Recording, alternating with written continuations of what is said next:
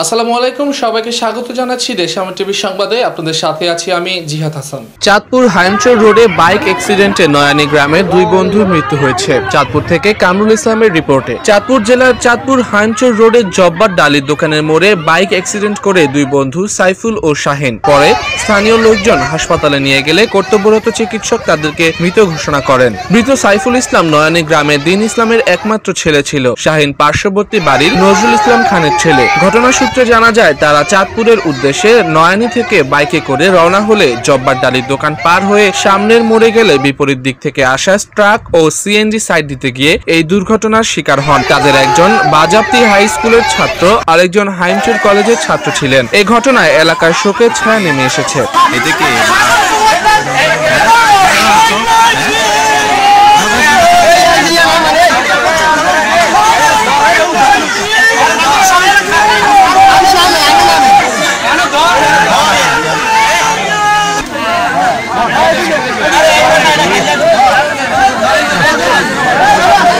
মাথা মজুত ছিল